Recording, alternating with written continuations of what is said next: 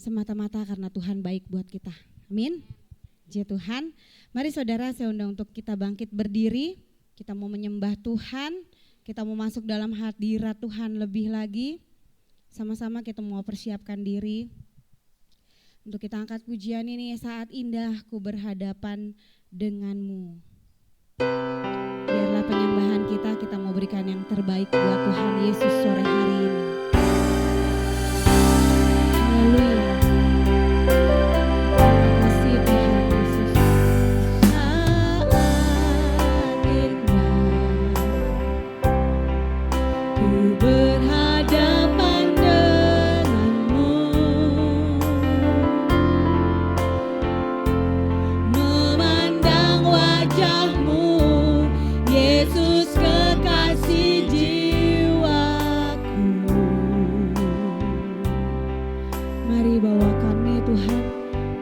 Dalam hadirat-Mu lebih lagi Yesus. Haleluya. Erat dalam pelukan-Mu, kami mau menikmati kasih-Mu Tuhan dalam hidup kami. Dan indahnya hadirat-Mu, sama-sama katakan hadirat-Mu Tuhan ku rasakan.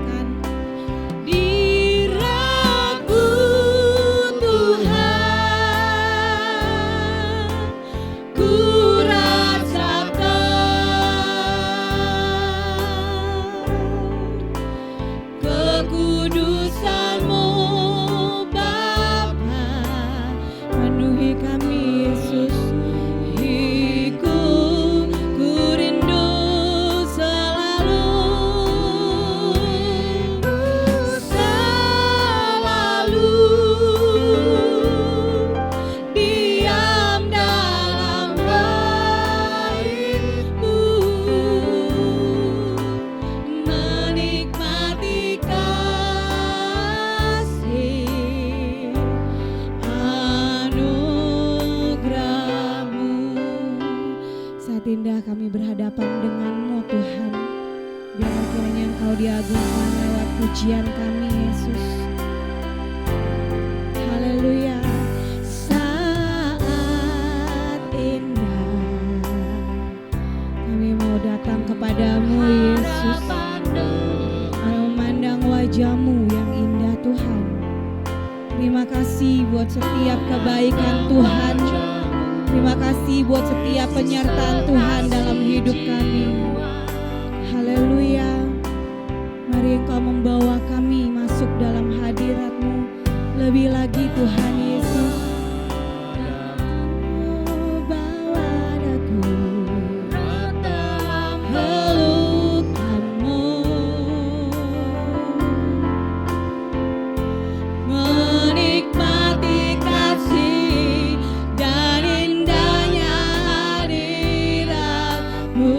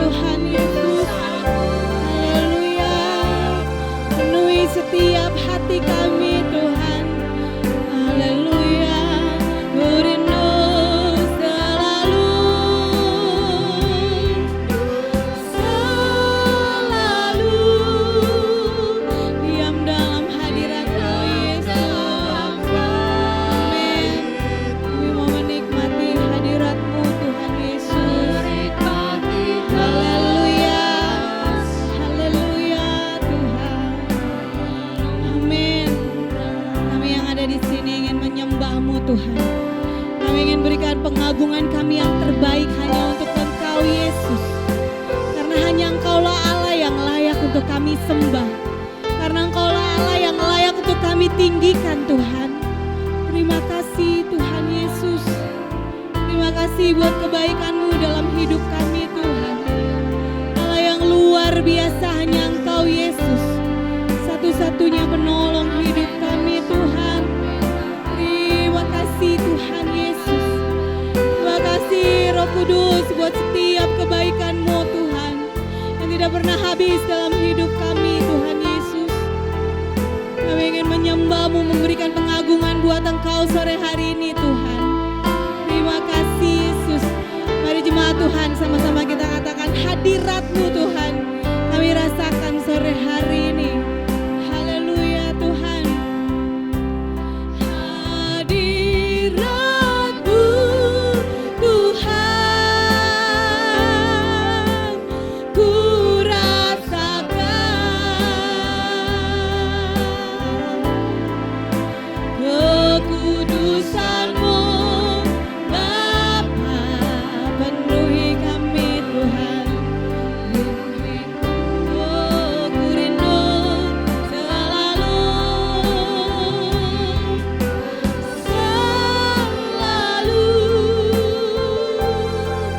diam dalam hidupku,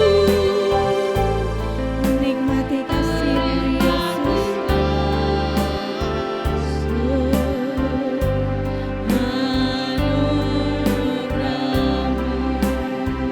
Terima kasih Tuhan Yesus.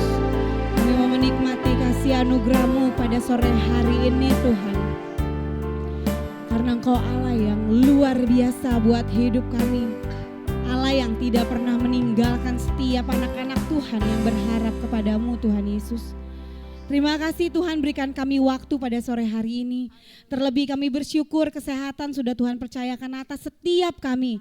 Sehingga sore hari ini Tuhan kami hadir di tempat ini untuk kami dapat memuji memuliakan nama Tuhan.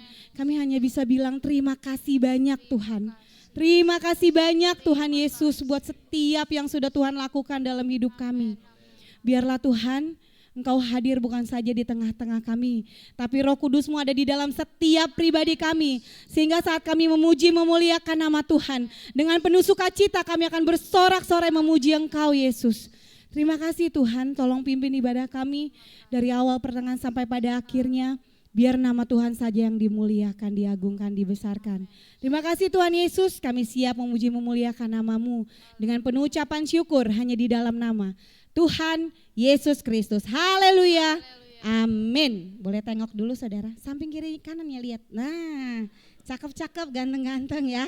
Puji nama Tuhan, kita tetap tinggal berdiri. Kita mau angkat pujian, masuk hadiratnya dengan hati bersyukur. Seberapa banyak kita di sini yang bersyukur, boleh angkat tangan. Semuanya bersyukur. Mari kita berikan tepuk tangan yang terbaik, pujian terbaik buat Tuhan. Haleluya. Memuji Dia, memuji Dia. Masuk hadiratnya dengan hati bersyukur. Memuji Dia, memuji Dia. Dipuji dan hormat, tinggikan namanya. Yesus, Raja segala raja. Masuk hadiratnya dengan hati bersyukur. Masuk hadiratnya dengan hati bersyukur. Memuji Dia, memuji Dia. Masuk hadiratnya dengan hati bersyukur. Memuji Dia, memuji Dia. Beri puji dan hormat. Haleluya. Oh, tinggikan namanya Yesus, Raja segala. Sekali lagi katakan dengan lebih sungguh. Masuk hadiratnya dengan hati bersyukur. Haleluya. Saudara boleh bertepuk tangan. Masuk hadiratnya dengan hati bersyukur. Memuji Dia, memuji Dia. Mari nyanyikan dengan penuh sukacita sore hari ini. Haleluya.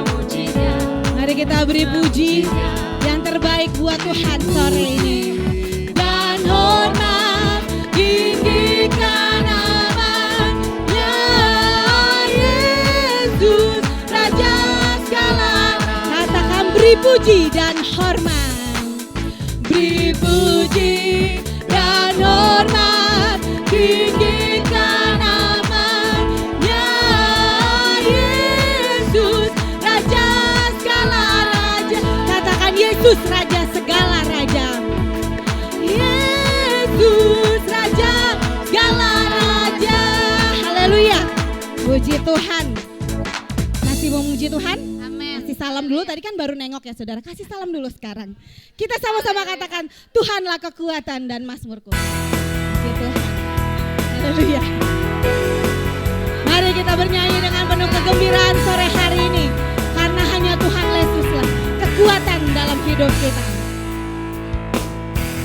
Tuhanlah kekuatan dan mazmurku. Dia gunung batu dan keselamatanku.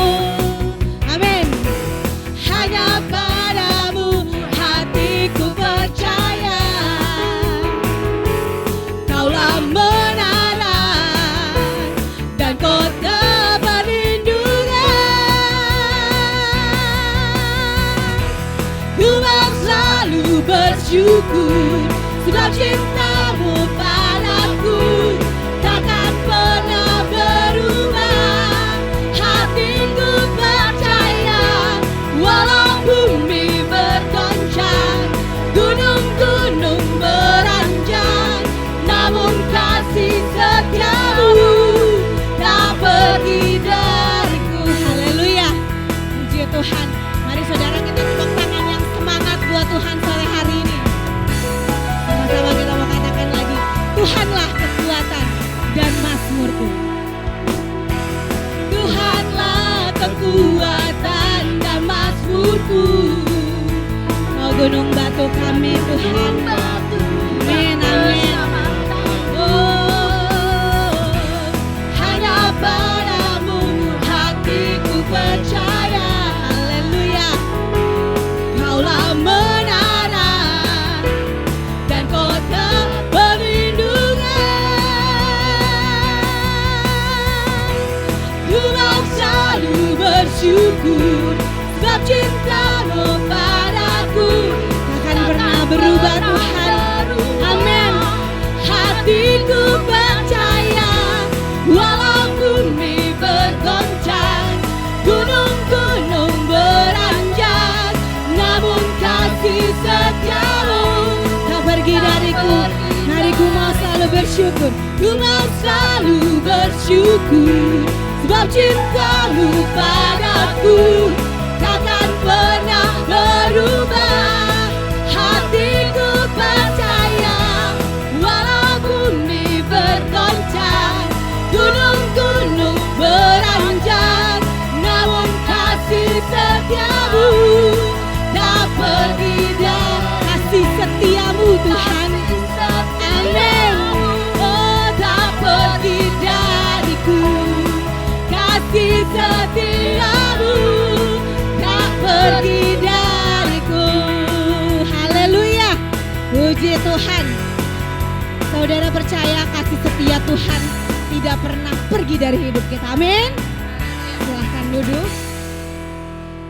Saya buka ruang kesaksian buat saudara yang mau menyaksikan cinta Tuhan, pertolongan Tuhan, kasih Tuhan sepanjang minggu ini.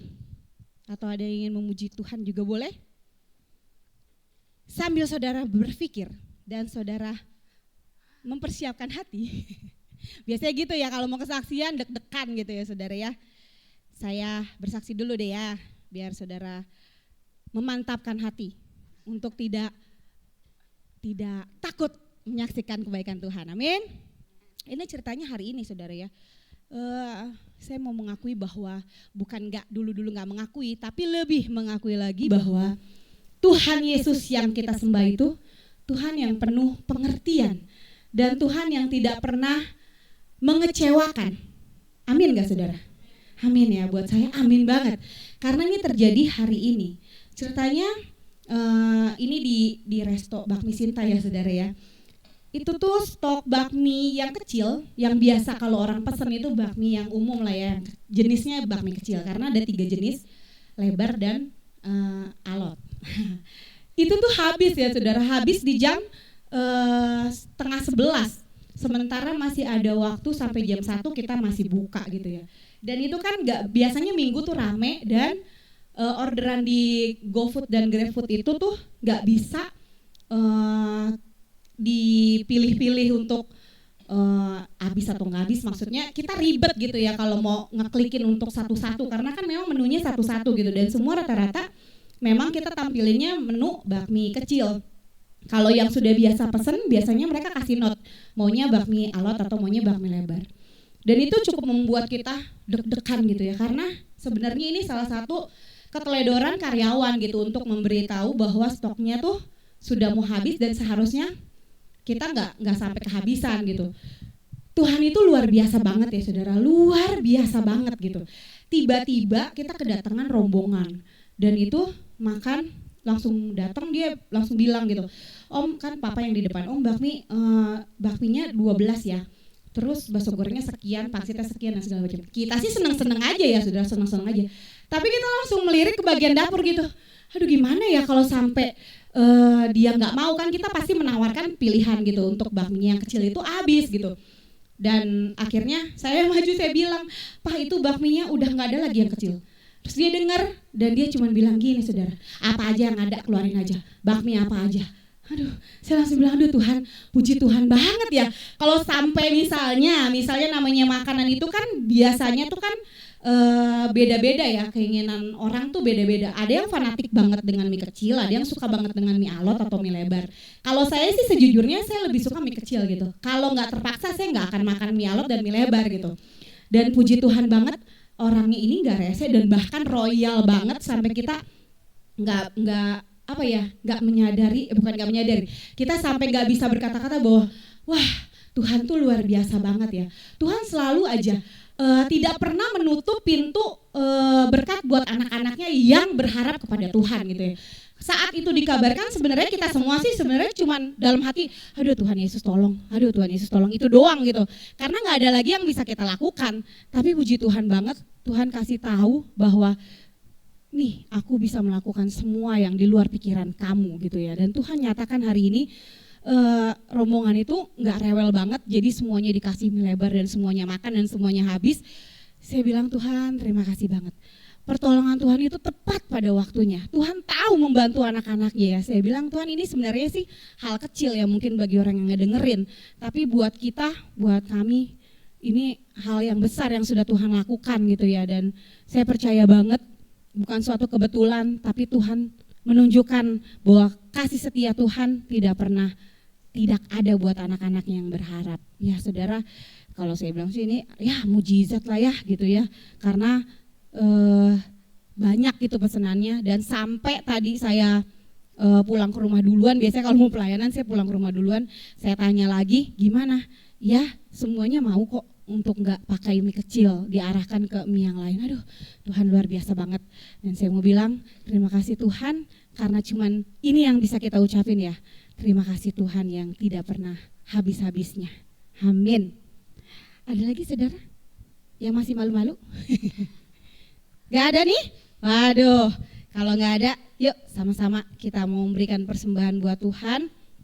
Satu hal yang kita mesti katakan di hadapan Tuhan, Tuhan Yesus gak pernah gagal. Dan kita angkat pujian ini, Dia tak pernah gagal karena Dia Allah.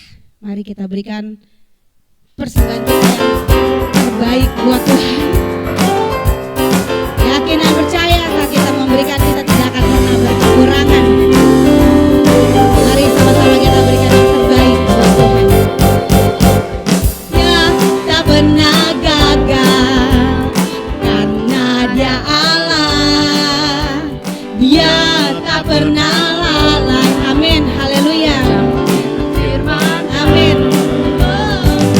Sebab Dia Allah, Raja selamanya. Kekuatanku, perisaiku, ya gunung batuku bersorak. Puji sembah Dia, Yesusku Allah mulia, Yesusku Allah perkasa, Yesusku Allah pemenang. Yesus Yesus Raja. Haleluya. Katakan sekali lagi, Dia tidak pernah gagal karena Dia Allah dalam hidup kita. Sekali lagi diangkat pujian ini ya. Sama-sama kita boleh merasakan bahwa kita anak-anak Tuhan tidak pernah dikecewakan sama Tuhan. Amin. Haleluya.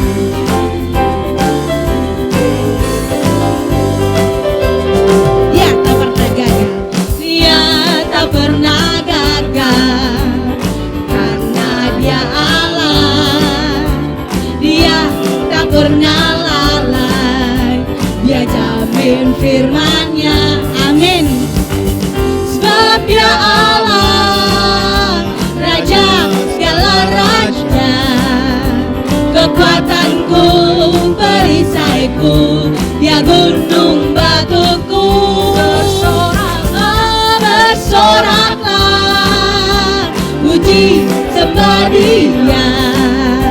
Yesusku Allah mulia, Yesusku Allah perkasa, Yesusku Allah pemenang. Siapa saudara? Yesus Raja. Haleluya. Puji Tuhan. Satu hal yang harus kita yakini, saat kita memerlukan sesuatu, kita lari ke kakinya Yesus. Amin. Mari saudara, saya untuk bangkit berdiri kembali. Kita mau siapkan hati kita lebih lagi untuk mendengarkan firman Tuhan, untuk mendapat berkat dari pemberitaan firman Tuhan sore hari ini. Biar ini boleh menjadi kekuatan kita. Sama-sama kita angkat pujian ini. Bersyukur selalu bagi kasih Tuhan di dalam hidup kita.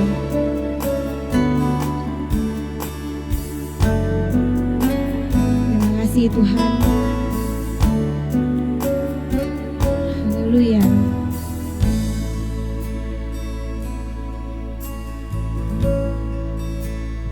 Syukur selalu bagi kasih-Mu di dalam hidupku,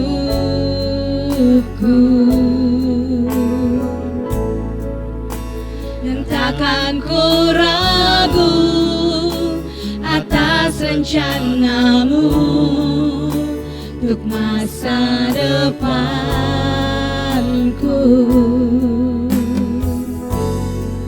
Sebagai Bapa yang baik, takkan pernah Kau melupakanku. Sebagai Bapa yang sangat baik, tidak akan pernah Tuhan meninggalkan kita. Kau meninggalkanku.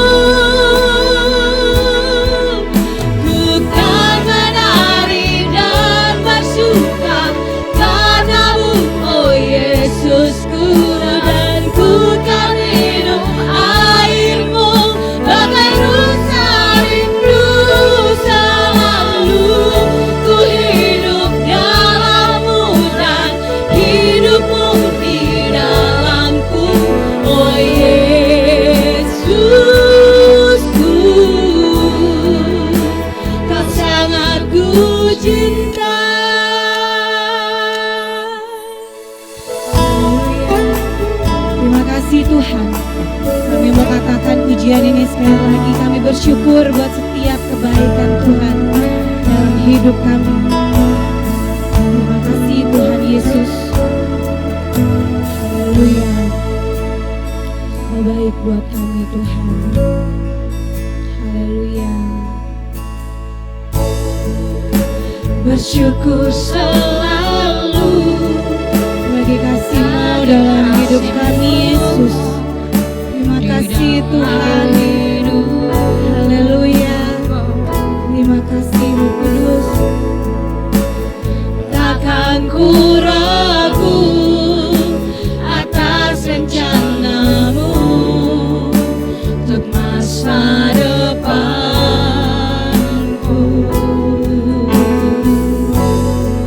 Sebagai Bapa yang baik, takkan pernah Kau melupakanku. Sebagai Bapa yang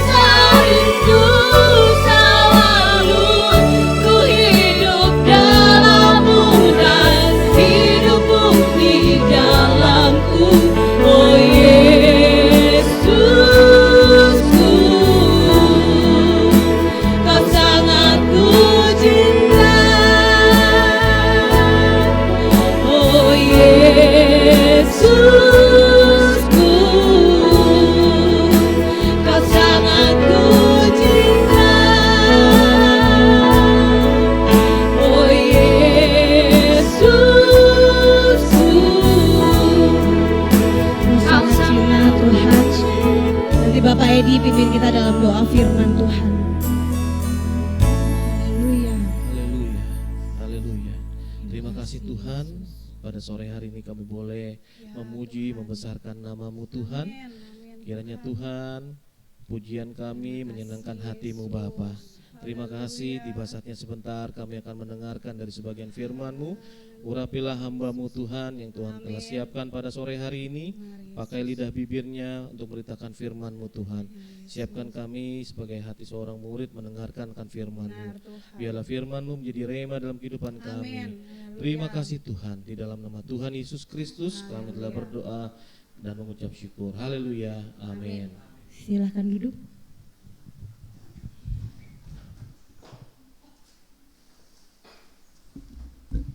Haleluya. Haleluya. Puji Tuhan. Haleluya, puji Tuhan. Amin.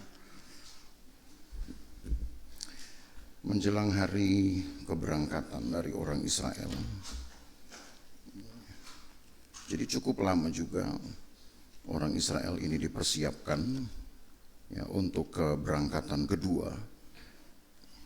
Walau istilah keberangkatan kedua mungkin tidak biasa ya di dalam setiap penyampaian khotbah, karena memang tidak ada juga ayatnya. Tapi kalau dilihat dari alur pengisahannya, maka bisa dikatakan setelah lama orang Israel tinggal di Sinai, maka mereka akan segera diberangkatkan kembali, saudara. Sebab Sinai bukan tujuan akhir perjalanan mereka. Tujuan akhir perjalanan mereka adalah Kanaan. Ya. Negeri yang jauh lebih luas dari Sinai dan bahkan jauh lebih subur. Sinai itu hanya sekolah Alkitabnya saja, ya, sekolah Alkitabnya orang Israel. Mereka harus belajar kenal Tuhan. Mereka harus belajar cara untuk bersekutu kepada Tuhan, ya, dan kemudian ya liturgi-liturgi atau perilaku-perilaku keagamaan lain yang memang wajib harus dipenuhi oleh umat Tuhan. Umat Tuhan tidak boleh hanya merasa bahwa pengakuan iman di dalam hati itu sudah cukup, saudara, ya. Sebab siapa yang bisa memegang hati, siapa yang bisa memegang lidah kita, ya, memegang lidah kita sendiri atau orang lain, tapi itu cuma sebentar. Dan tidak ada yang bisa memegang itu dengan cukup kuat, karena licin sekali. Lidah ditarik ke dalam toh tetap yang megang itu kalah. Ya, udah pernah nyoba? Sekali-sekali coba pegang lidah saudara, ya, nggak akan kepegang 1 menit. Paling 5 detik, 10 detik, setelah itu saudara tarik dia ke dalam, tetap pegangan saudara yang kalah, ya. Ya, kecuali saudara mungkin saudara sekrup itu lidahnya lain cerita, saya nggak tahu, ya. Tapi memang karena manusia ini tidak dapat dipegang omongannya, sehingga hal mengikut Tuhan, bahkan beribadah kepada Tuhan tidak hanya cukup dengan sekedar pengakuan di dalam hati. Yang penting saya percaya sama Tuhan, Tuhan tahulah hati saya. Oh betul, Tuhan sih tahu, dan mungkin tidak ada problem yang serius dalam hal penerimaan Tuhan.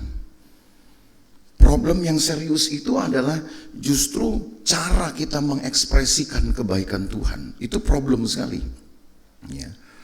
Sebesar problem kita untuk dapat merespon hidup kita sendiri. Saudara kalau senang, lagi senang, cenderungnya senyum, tertawa. Tapi kalau lagi sedih, cenderungnya cemberut, menangis. Bisa nggak dibalik? Bisa nggak dibalik? Orang bahagia menangis, masih bisa. Masih bisa orang bahagia menangis. Orang sedih tertawa, ada juga yang bisa. Ada, saudara. Ya walaupun hanya 1-2 orang, ya lebih banyak lagi yang nggak punya rumah, gitu. Itu ketawa terus setiap hari, kita nggak tahu nih orang ini sedih atau lagi bingung ya, 24 jam ketawa terus gitu. Ditanyain apa-apa ketawa gitu. Nah ada yang begitu, itu orang yang nggak punya rumah gitu. Artinya 24 jam dia di jalan terus, nyebrang nggak pernah lihat kiri kanan, tapi nggak ada yang mau nabrak gitu. Ya kan, nggak pernah sakit, nggak pernah kena COVID. Ya saudara nggak pernah lihat ya ada orang ODGJ sakit COVID, nggak ada. Virus aja takut sama mereka, saudara. Coba bayangin. Jadi tidak cukup kan dengan berkata, oh, Tuhan saya percaya. Lagi sekali saya katakan pada Tuhan tidak ada problem penerimaan. Allah tuh mengenal hati manusia. Tapi kan kita yang tidak bisa mengenal hati kita sendiri. Nah karena itu Allah perintahkan orang Israel jangan hanya berkata-kata atau membangun statement, walau itu penting. Tapi juga harus diikuti dengan perilaku-perilaku keagamaan, bahwa ini potong ini ya, kemudian persembahkanlah sejumlah sekian, ditakar dulu, ditimbang dulu. Bahkan cara dulu orang menimbang, saudara, bukan hanya berat isinya, tapi sampai takarannya pun harus ditimbang. Gitu. Yang akan menjadi tempat penampungan juga harus ditimbang, bukan hanya isinya yang ditimbang. Ribet memang, tapi memang ibadah itu perlu satu ekspresi yang boleh saya katakan rinci, yang detail. Nah itu diajarkan kepada orang Israel, saudara, di dalam masa pengembaraan mereka, atau lebih tepatnya perhentian mereka di Sinai. Nah ketika mereka akan diberangkatkan kembali untuk menuju ke tujuan akhir, dilengkapi lagi, saudara, dengan banyak hal. Dihitung dulu jumlah, diatur dulu kemah, diatur dulu barisan ya. Sebab kalau orang biasa tidak rapi, maka seringkali ya dia akan memudahkan sesuatu, atau dia akan cenderung untuk menggampangkan sesuatu. Tapi kalau orang biasa diatur, maka kecenderungannya dia akan lebih hati-hati, dia akan lebih memperhitungkan, dia akan lebih menghargai. Nah aspek ini yang justru Tuhan gariskan, Tuhan garis bawahi ya, Tuhan tekankan, digaris bawahilah oleh penulis kitab Bilangan. Maka sampai di dalam pasal yang ke-7, saudara, diperlukanlah kemudian satu upacara tersendiri yang kita kenal kemudian di dalam judul dari penceritaan ini ya, yaitu pentahbisan kemah suci, atau lebih tepatnya persembahan pentahbisan untuk kemah suci. Nah apa yang ditentukan kemudian? Mari kita lihat ayat 1 sampai ayat yang ketiga. Ayat 1 sampai ayat yang ketiga, pada waktu Musa selesai mendirikan kemah suci, diurapinya dan dikuduskannya lah itu dengan segala perabotannya, juga mezbah dengan segala perkakasnya. Nah setelah diurapi dan dikuduskan semua itu, maka para pemimpin Israel, para kepala suku mereka mempersembahkan persembahan. Mereka itu ialah para pemimpin suku yang bertanggung jawab atas pencatatan itu. Sebagai persembahan dibawa mereka kepada Tuhan 6 kereta beratap dengan 12 ekor lembu, 1 kereta untuk 2 orang pemimpin dan 1 ekor lembu untuk 1 orang pemimpin. Lalu mereka membawa semuanya ke depan kemah suci. Kalau saudara ikuti penelusuran dari Bilangan 7 atau alur pengisahan Bilangan pasal 7, maka sebenarnya saudara hanya akan dapatkan 2 kelompok penceritaan di sini. Yang pertama, dari ayat 1 sampai ayat 3 ini, kita akan berjumpa dengan perintah untuk menyediakan persembahan penahbisan. Dan persembahan penahbisan ini sebenarnya tidak sesederhana yang kita baca di 3 ayat pertama. Karena nanti kalau saudara baca dari mulai ayat 4, ayat 10 sampai dengan habisnya pasal ini, saudara baru akan tahu bahwa diperlukan 12 hari lamanya penahbisan itu, dan tiap-tiap hari harus dipimpin oleh satu suku yang Tuhan tetapkan. Itu saudara baca di dalam di dalam mulai ayat yang ke-12 sampai ayat yang terakhir. Ya, slide-nya belum keluar ya. Jadi ada 2 bagian cerita atau 3 bagian cerita. 1 sampai 3 itu ordernya. Tapi ayat 4 sampai ayat yang ke-11 itu distribusi dari persembahan-persembahan itu. Baru mulai ayat yang ke-12 rincian tentang persembahan itu ditulis begitu rupa, walau sebenarnya ketentuannya sama. Ketentuannya sama, saudara. Artinya jumlah yang dibebankan, jenis dari korban yang diwajibkan, baik kepada suku hari pertama yaitu Yehuda, sampai kepada suku hari ke-12 yaitu Naftali, itu semua sama. Cuma memang Alkitab ini ternyata kadang lebih suka ditulis detail, panjang-panjang, tapi kadangkala penulisnya lebih suka menulis singkat. Kita kan nggak pernah tahu ya di dalam pikiran dari penulis Alkitab ini, mengapa dibuat singkat, mengapa dibuat panjang-panjang, kita nggak pernah tahu. Walaupun ada yang dibikin panjang, nggak guna. Nggak guna apa? Sama. Itu termasuk yang di Bilangan 7. Contohnya, saya kasih contoh saudara ya. Coba baca ayat 12. Ayat 12. Yang mempersembahkan persembahan pada hari pertama ialah Nahason bin Abinadab dari suku Yehuda. Persembahannya ialah 1 pinggan perak 130 shikal timbangannya, dan 1 bokor penyiraman dari perak 70 shikal beratnya. Ditimbang menurut shikal kudus, keduanya berisi tepung yang terbaik diolah dengan minyak untuk korban sajian. 1 cawan 10 shikal emas beratnya berisi ukupan. 1 ekor lembu jantan muda, 1 ekor domba jantan, dan 1 ekor domba berumur setahun untuk korban bakaran, 1 ekor kambing jantan untuk penghapus dosa, dan untuk korban keselamatan 2 ekor lembu, 5 ekor domba jantan, 5 ekor kambing jantan, dan 5 ekor domba umur setahun. Itulah persembahan Nahason bin Abinadab. Kalau saudara kemudian cek ayat 18 sampai ayat 23, itu suku yang kedua, hari yang kedua, sama persis. Yang dipersembahkan juga pinggan perak 130 shikal, bokor penyiraman 70 shikal, cawan emas 10 shikal, korban bakaran butuh domba setahun 1 ekor, semua sama. Korban keselamatan butuh kambing 12 ekor, semua sama. Butuh domba setahun 5 ekor, semua sama. Jadi kalau Alkitab ini pasal 7 ini mau dibuat singkat, maka harusnya cukup ditulis hanya dengan 7 ayat saja, saudara.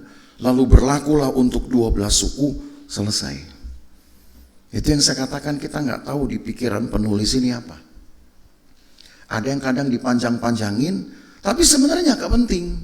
Kenapa? Kan sama jumlah, sama jenisnya, sama timbangannya, sama.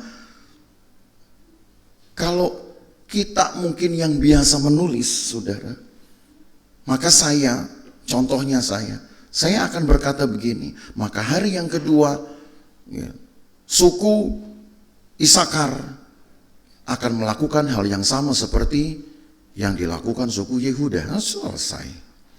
Hari yang ketiga suku Sebulon, hari ketiga Sebulon soalnya. Itu kalau saudara baca nanti ya. Maka dia juga akan mempersembahkan apa yang sama yang sudah dipersembahkan oleh hari satu dan hari kedua. Itu satu ayat cukup. Cukup, saudara. Tapi mengapa kemudian penulis kita perlu menuliskannya berulang-ulang sampai 12 kali? Orang Israel ini rupanya di zaman itu suka lupa. Dan bukan cuma suka lupa, kadang-kadang pura-pura nggak ingat. Ya, sebenarnya tahu, tapi pura-pura nggak tahu. Maka kalau sudah dikasih tahu seperti itu, hari pertama Yehuda, oh siap, bikin. Besok hari kedua Isakar, oh iya, siap. Tapi apa yang dibikin sama dengan yang kemarin. Setidaknya saudara, Allah mengajar orang Israel ini pasang telinga aja baik-baik, walau yang diperintahkan sama. Nah kadang kita merasa sudah lebih pinter dari firman Tuhan. Aduh Tuhan gak usah diingat-ingetin, saya tahu kok firman Tuhan. Betul tahu. Tapi kadang-kadang kita banyak tidak mau tahu. Lupa. Sok lupa. Gitu. Karena apa? Terlalu sibuk. Saking banyak kesibukan, lupa. Jadi sudah sok lupa, sok sibuk. Nah begitu. Maka Tuhan kasih ingat, 12 kali dikasih ingat, masih juga sok lupa, saudara. Itu betul kata penggubah lagu, terlalu, kalau udah begitu. Ya. Orang sama kok, dan 12 kali diulang.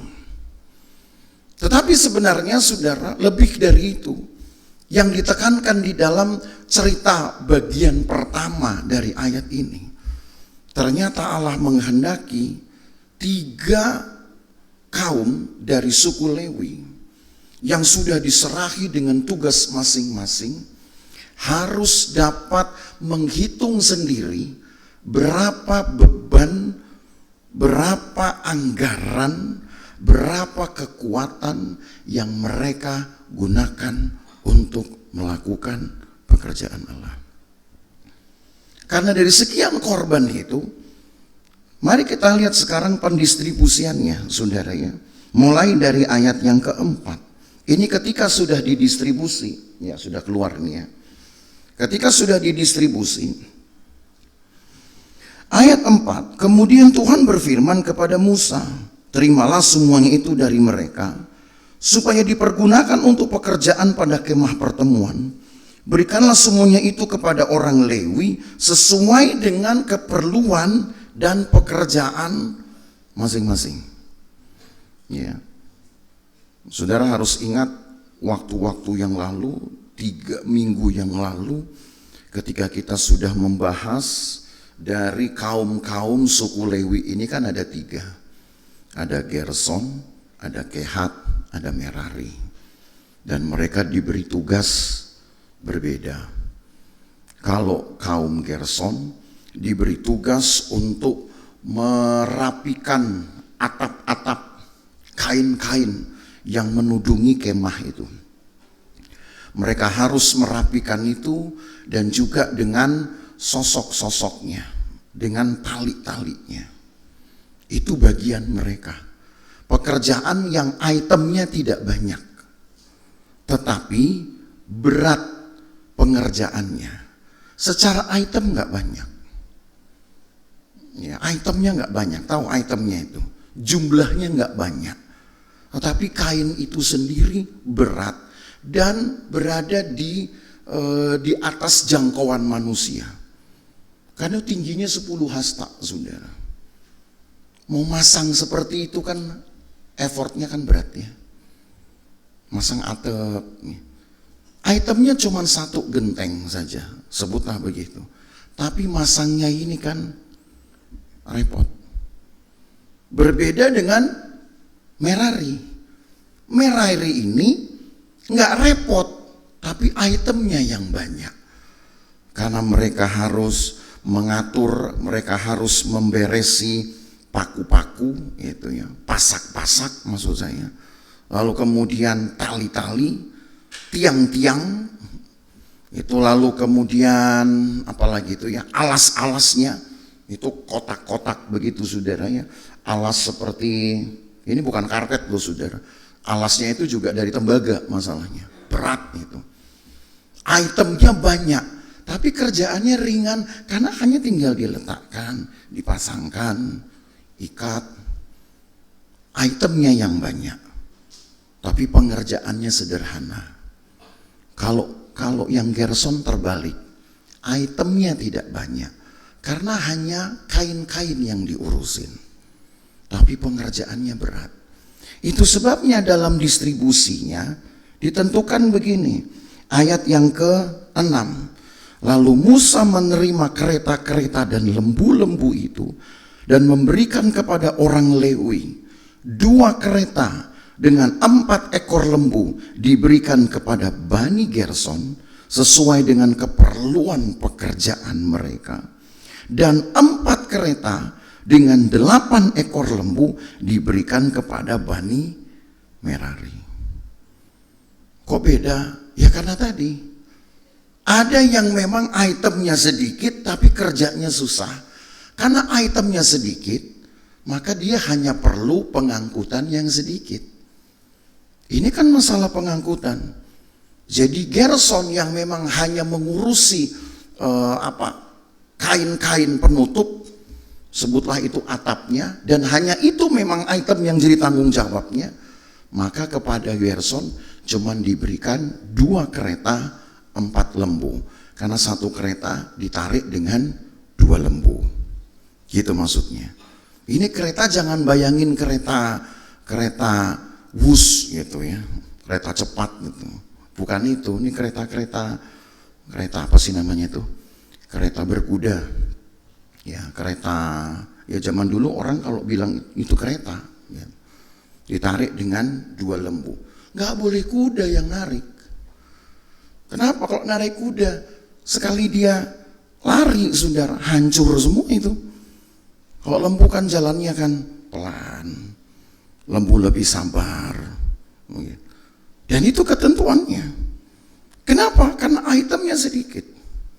Tapi Merari dengan item yang banyak tadi, akhirnya Musa memberikan kepada Merari 2 kali lebih banyak, 4 kereta, 8 lembu. Nah itu nanti saudara lihat di slide-nya juga sudah ada. Kenapa berbeda? Karena tiap pekerjaan orang nilainya beda, besarnya beda. Kalau kemudian ada perangkat yang memudahkan, juga harus dibedakan berdasarkan peruntukannya. Orang-orang Israel diajar untuk jujur ini saudara. Orang-orang Israel diajar untuk berhitung kebutuhanmu apa, pekerjaanmu apa, pelayananmu apa. Oh ya saya cuman ngangkutin atap, ngangkutin kain. Ya sudah, kalau cuman ngangkutin kain, itemnya cuman 1, saya kasih 2 kereta. 2 kereta itu aja mungkin terasa banyak saudara. Tetapi kalau dihitung dengan semua layar-layar dari pintu gerbangnya dan juga pelatarannya, ya mungkin perlu kendaraan lebih. Tapi Merari ketika dihitung, apa pekerjaanmu? Apa pelayananmu? Berapa banyak yang kau urusi? Oke, saya ringankan. Saya bantu dengan alat bantu pelayanan. Nah, gitu ya. 4 kereta, 8 lembu. Habis. Karena cuma ada 12 kereta dan 24 lembu. Sudah dibagi semua. 6 kereta, 12 lembu. 6 kereta, 2 sudah ke Gerson, 4 kereta sudah ke Merari. Habis. 12 lembu, 4 sudah ke Gerson, 8 sudah ke Merari. Yang gak kebagian Kehat. Kehat ini apa kerjaannya? Terus saudara ingat 3 minggu yang lalu, kerjaan Kehat ini itemnya banyak, pengerjaannya juga rumit. Enak nih yang 2 ini. Kalau yang Gerson item sedikit, kerjanya rumit, effortnya tinggi. Merari itemnya yang banyak, kerjanya, effortnya ringan. Tapi Kehat, itemnya itu juga banyak. Pada mereka dibebankan ada 6 item. 6 perkakas, gede-gede.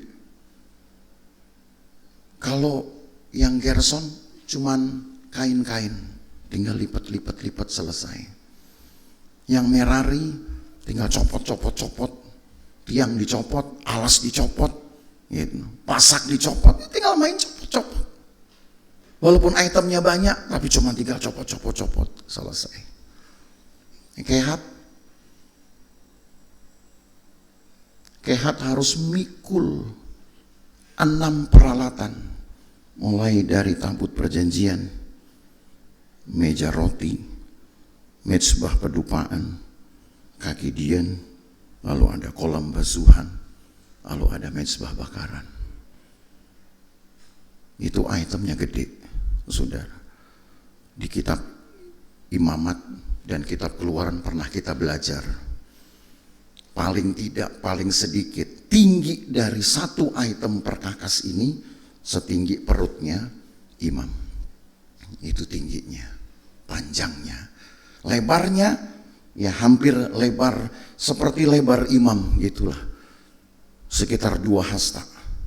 Sebutlah seperti mimbar ini, lebih besar malah itu, mimbar yang lama itu ya, sama ini. 6 item. Itemnya banyak, effortnya pun tinggi, logikanya mesti dikasih lebih banyak. Logikanya mesti dikasih kereta lebih banyak, dikasih lembu lebih banyak. Tapi masalahnya keretanya udah habis. 2 sudah ke Gerson, 4 ke Merari. Tuhan gak bilang gini, oh iya ya ternyata kurang. Udah kalau gitu Musa suruh lagi orang Israel, kumpulkan lagi, tambahkan lagi persembahan. Enggak. Karena justru kepada Kehat di ayat yang ke-9 ditulis, tetapi Bani Kehat tidak diberikan apa-apa, karena pekerjaan mereka ialah mengurus barang-barang kudus yang harus diangkat di atas bahunya. Protes loh saya, saudara. Protes saya sebetulnya sempat. Bani Kehat ini keturunan Imam Lewi juga. Keturunan Lewi juga. Sama anak keduanya. Gerson anak pertama, Kehat anak kedua, Merari anak ketiga.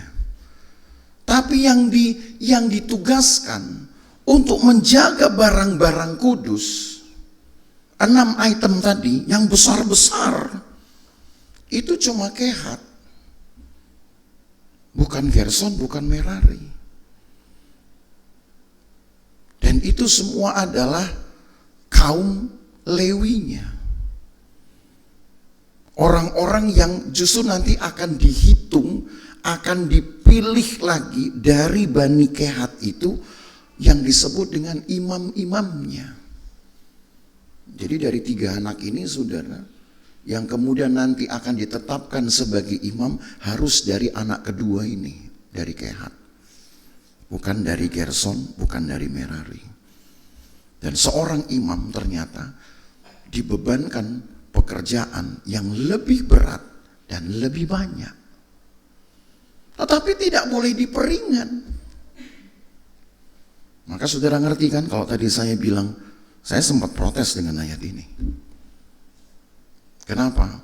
Ini ayat sebenarnya yang sudah menunjukkan kelompok yang kecil, kelompok yang paling minor, saudara, dari semua kelompok gereja Tuhan.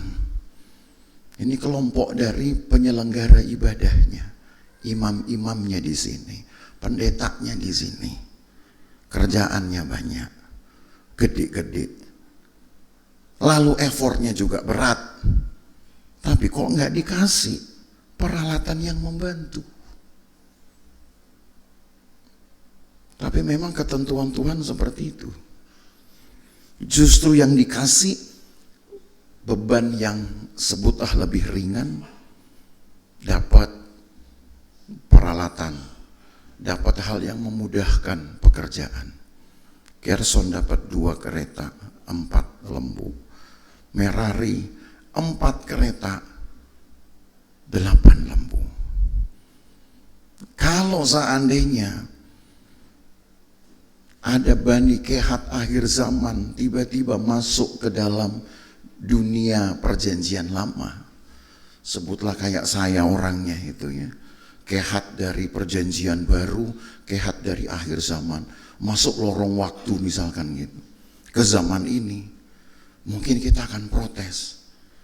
Ya kalau gitu yang Merari kurangin dong, daripada dapat 4 kereta 8 lembu, kasih kita 2 atau kasih kita 3 Kak, misalkan gitu.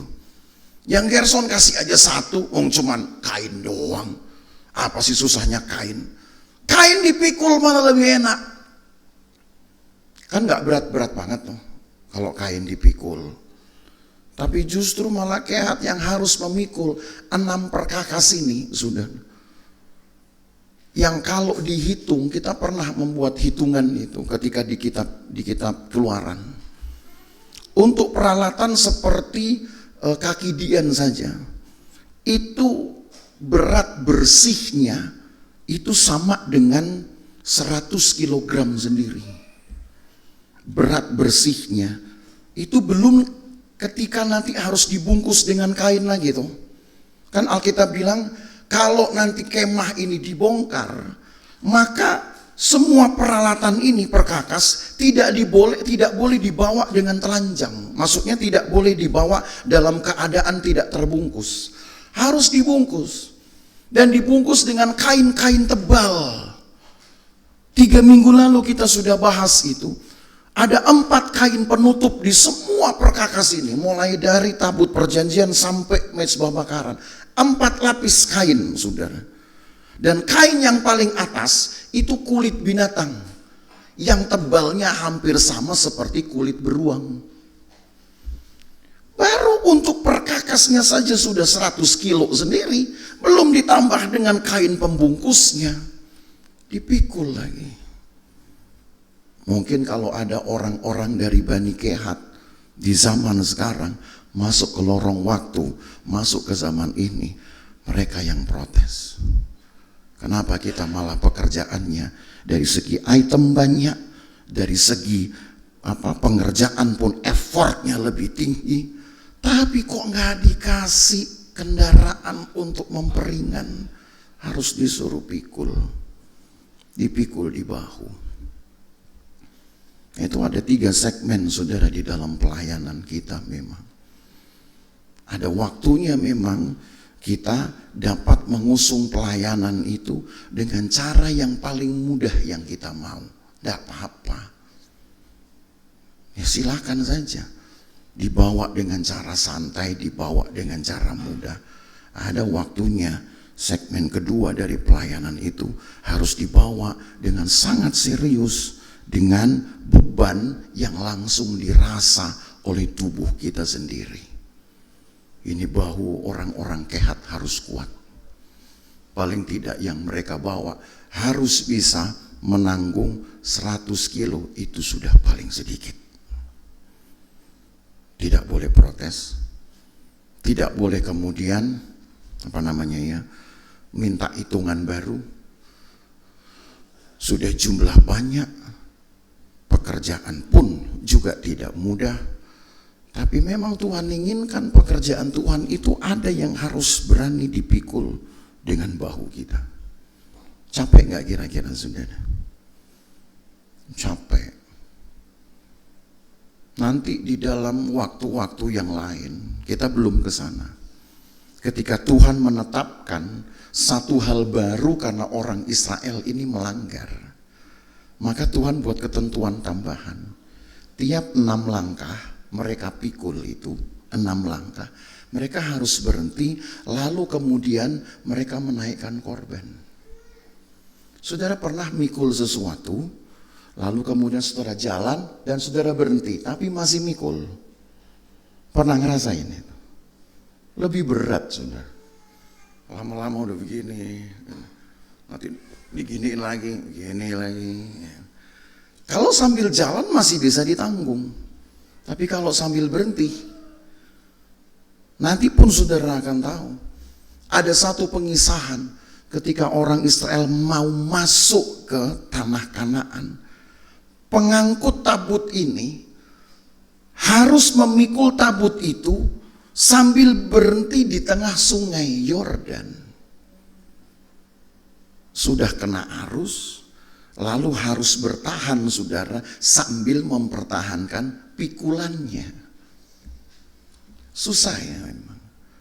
Kadang ikut Tuhan itu kalau mau dipikir, mungkin kita akan lebih banyak protes daripada menerima. Tapi Bapak Ibu Saudara, seringkali tanpa kita sadari, beban hidup kita sendiri kalau kita tanggung, seberat apapun kita masih mau menanggungnya. Karena itu berhubungan dengan hidup kita. Bayangkan kalau kita tidak pegang uang, maka lebih menderita hidup kita. Saudara akan berani nanggung itu, walau sakit-sakit pun saudara pasti masih berani tanggung. Masih masuk kerja, masih cari duit. Kenapa? Langsung berhubungan dengan hidup kita. Bani Kehat bukan hanya menanggung hidupnya, tapi kehidupan Tuhan ditanggungnya. Siapa yang memikirin itu? Siapa yang memikirin beban orang lain harus saya tanggung? Menanggung beban hidup saya saja sudah susah. Belum tentu ada orang mau menanggung beban hidup saya. Tapi Bapak Ibu Saudara, Israel sedang diajar untuk memahami ikut Tuhan itu tidak boleh memikirkan apa yang paling menyenangkan untuk mereka. Nggak bisa. Walau akhirnya nanti ada godaan. Apa godaannya? Kelompok yang satu kelihatan lebih dimudahkan, kelompok yang satu kelihatan dikasih kemudahan, tapi yang satu sulitnya minta ampun. Dan sepertinya tidak ada kemudahan, semua ditanggung ke saya, semua ditanggung ke saya. Marahlah kita. Makanya tadi saya katakan, kalau saya baca ayat ini saudara, hanya sepotong ini saja, saya juga protes. Dan harus ditanggung itu di bahu. Yang kita nggak pernah tahu berapa lama kita harus, orang Israel harus berhenti. Ada yang jalan 3 hari baru berhenti. Ada yang bahkan jalan itu sampai 1 sabat alias 1 minggu baru berhenti. Cuman memang sepanjang pengisahan ini, orang Israel tidak pernah atau belum ada satu data ayat orang Israel meminta peninjauan ulang terhadap ketentuan-ketentuan ini. Tuhan, saya ingin tinjau ulang. Bahu diperlukan saudara. Apa yang saudara tahu tentang bahu? Ini anggaplah filosofi dari kata bahu itu sendiri. Tanggungan manusia itu ada di bahunya. Kekuatan manusia menanggung ada di bahunya. Bahu itu tanda perhentian. Ya, perhentian. Ada orang kalau sudah tidak menemukan apa-apa, itu. Satu kali saya pernah pergi di satu tempat, saudara. Naik kereta, cukup lama lah itu ya. Dari bandara ke tengah kota, cukup lama itu. Walaupun keretanya kereta cepat, tapi adalah saya rasa itu 40-50 menit. Dan kereta itu penuh. Jadi penuhnya kereta nggak cuma KRL-nya Indonesia ya. Penuh sampai didorong-dorong penuh.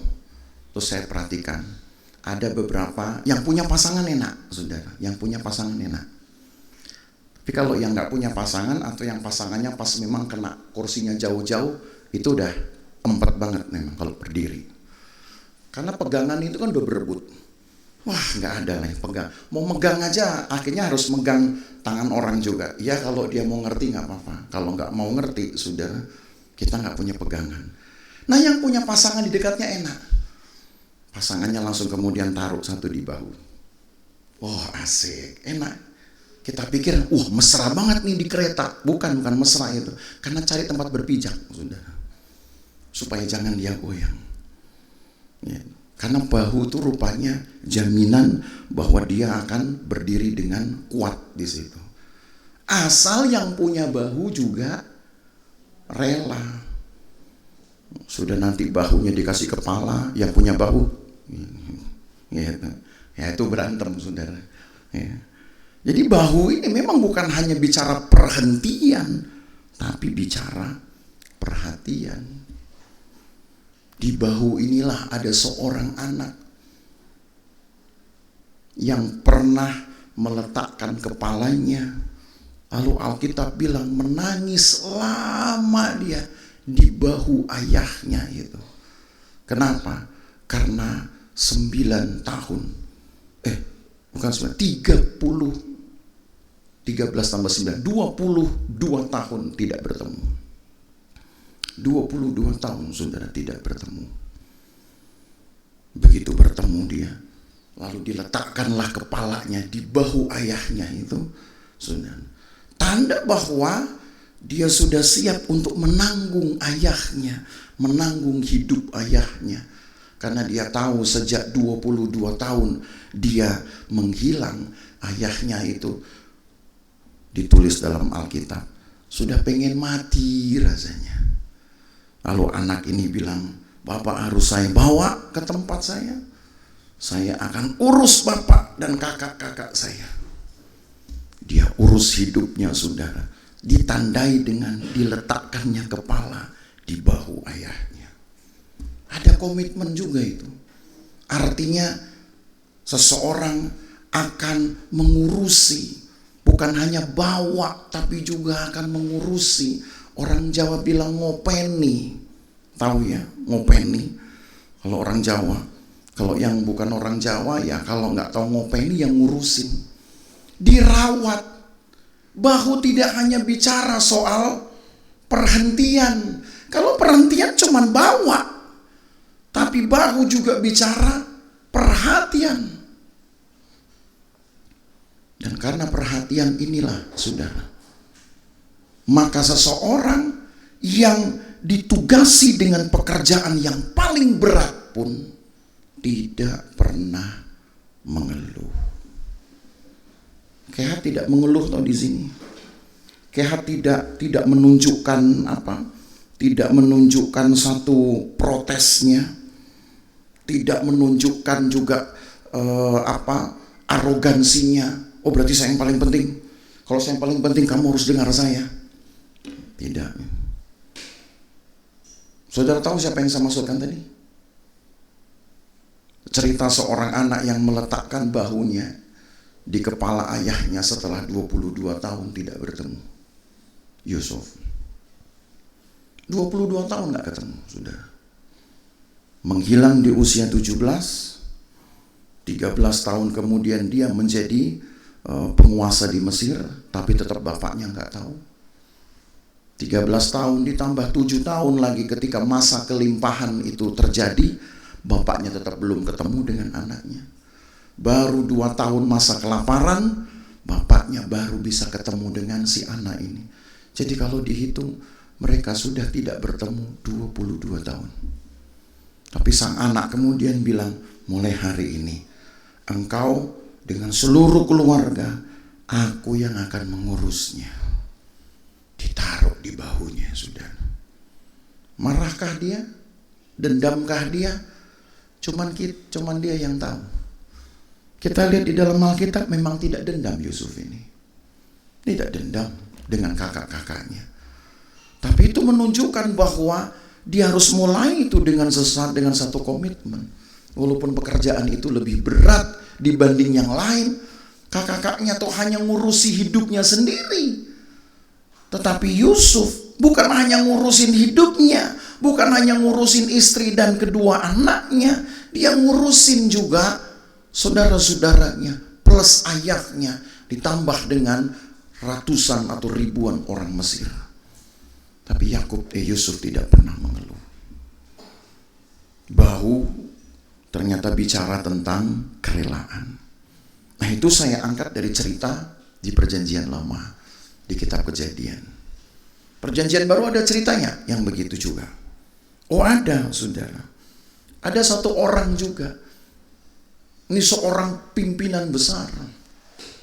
Satu waktu kemudian, ketika dia sedang menggembalakan kawanan domba, satu dombanya hilang. Judulnya semua serba hilang ini. Tadi yang di perjanjian lama juga hilang. 22 tahun menghilang.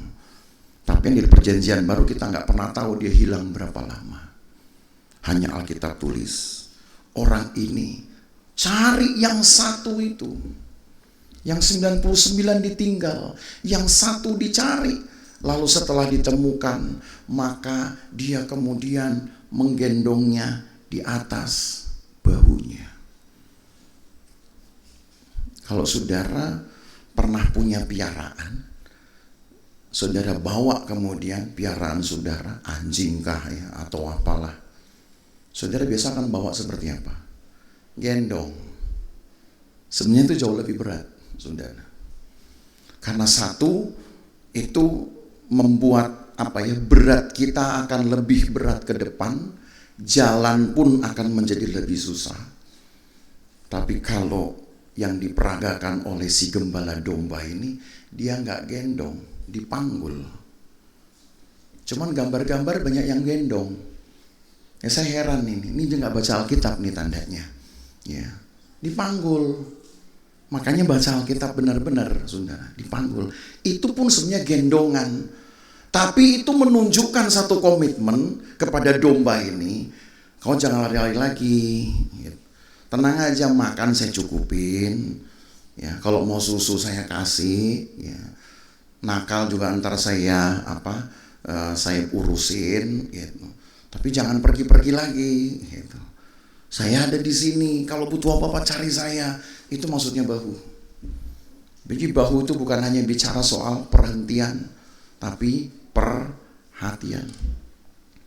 Jadi baru kita bisa mengerti mengapa kepada Bani Kehat Tuhan bebankan pekerjaan yang lebih banyak, item yang lebih banyak juga daripada yang lain ya, dibanding dengan Gerson dan Merari. Secara jumlah item Kehat jauh lebih banyak. Effortnya pun jauh lebih banyak. Tapi mereka tidak mendapatkan bantuan yang memadai. Justru mereka harus dapat memikulnya sendiri. Camkan ini saudara. Camkan ini. Makin banyak kepercayaan Tuhan beri kepada saudara.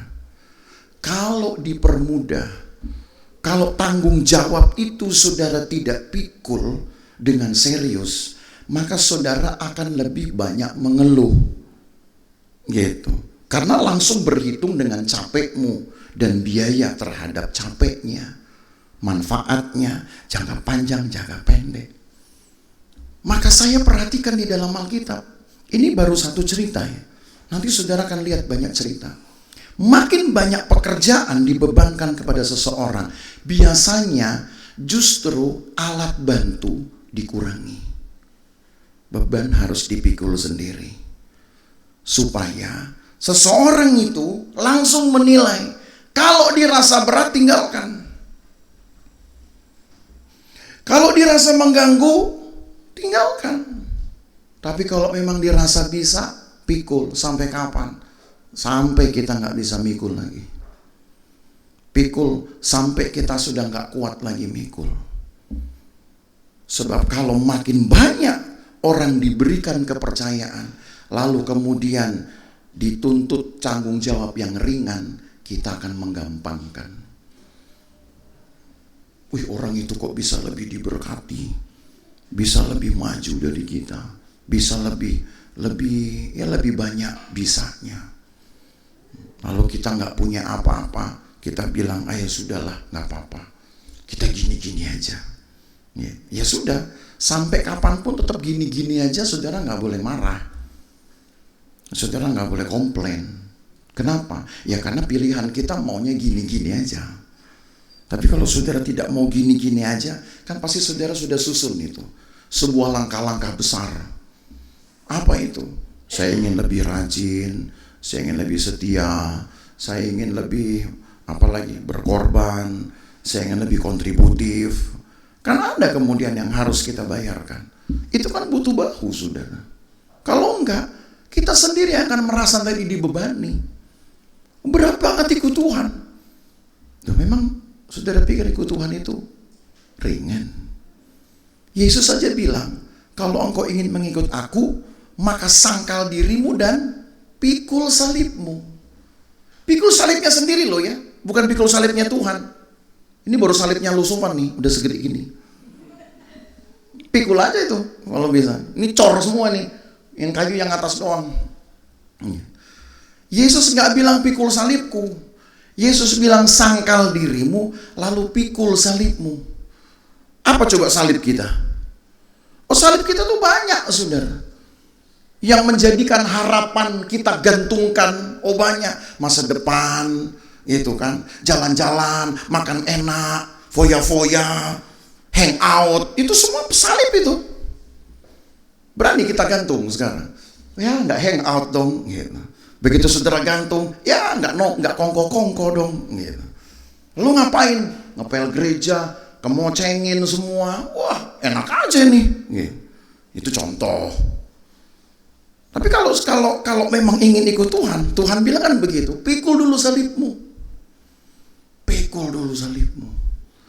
Baru setelah bisa pikul salib kita sendiri, pikul salib Tuhan.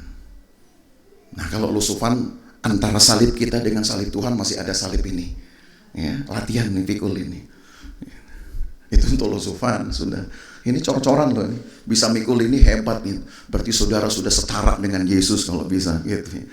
Dalam hal memikul. Jadi bahu ini ternyata saudara bukan kebetulan saja menjadi tempat yang memang disediakan Tuhan untuk membawa sesuatu.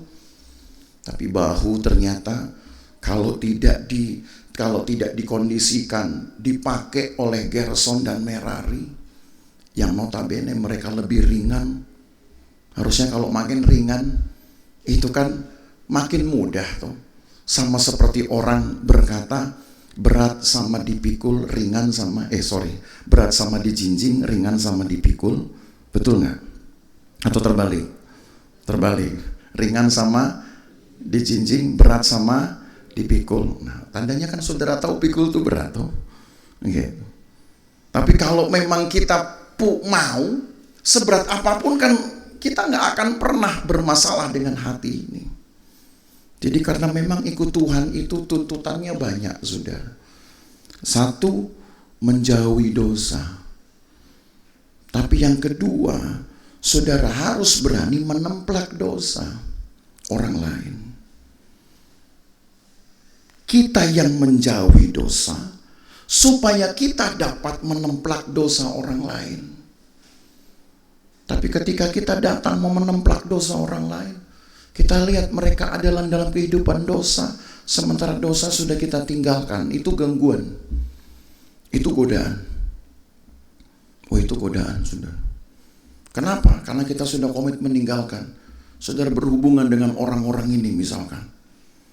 Waduh, saya juga dulu begitu. Wah, ternyata memang dosa itu enak. Dosa itu gurih, saudara, saya katakan. Bukan cuma enak, gurih dia. Ya, pernah tahu nggak? Kalau nggak tahu mesti bikin dosa nih. Ya. Tapi kan saya rasa saudara pasti punya cerita lah. Gitu. Waktu dosa, bikin dosa bagaimana? Bukan cuma enak, gurih. Saking gurihnya tuh susah ada orang yang meninggalkan itu.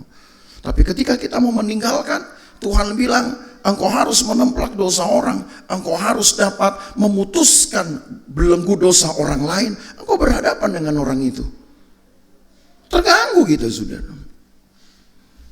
Di saat kita harus menjadi terang bagi dunia, hidup kita sendiri masih kerlap-kerlip. Kadang terang, kadang gelap. Sementara firman Tuhan berkata, jadilah terang, terangilah hidupmu. Apalagi tiap lagu Natal, Yesus terang dunia, dia bercahaya. Ya. Kepada siapa dia bercahaya? Kepada kita. Tapi itu kalau Natal bercahaya. Begitu masuk Januari, redup lagi. Ya. Paskah bercahaya. Ya. Apa lagi? Hari apa lagi saudara mau pilih untuk kemudian kerlap-kerlip? Maka supaya saudara tahu bahwa ada satu bagian di dalam hidup kita ketika mengiring Tuhan, saudara akan rasa ada hal yang berat sekali untuk saudara tanggung dan saudara putuskan. Lalu kemudian saudara merasa bahwa ikut Tuhan itu ternyata tidak menyenangkan. Semakin tidak menyenangkan lagi ketika engkau mengiring Tuhan dengan satu orang, dengan temanmu awalnya, tiba-tiba dia jalannya lebih cepat, lebih berhasil, lebih sukses. Saudara gitu-gitu aja makin terganggu saudara.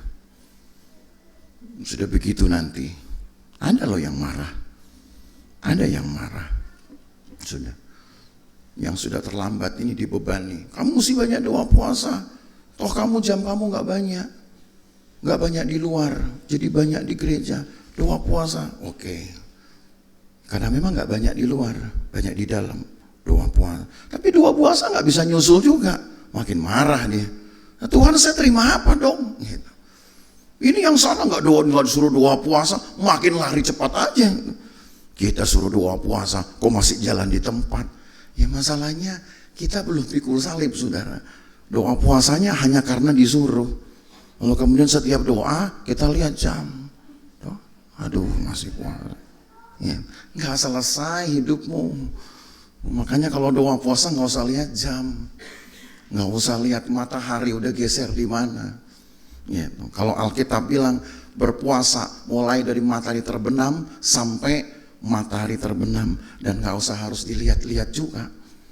Makanya Alkitab bilang kalau bisa engkau sedang berdoa berpuasa ada di rumahmu saja, ada di tempatmu saja. Bekerja boleh. Tapi sudah nggak usah ngurusin yang lain. Beraktivitas boleh, nggak salah. Setelah itu saudara berdoa. Tapi tidak usah kemudian harus aduh capek sekali, lama sekali. Rasanya kalau puasa ini hari itu berjalan itu kayak 1 minggu saudara 24 jam. Ya karena kebencian itu sudah. Karena beban berat. Yang ditanggung Kehat ini 6 item tadi itu semua adalah simbol kehadiran Tuhan.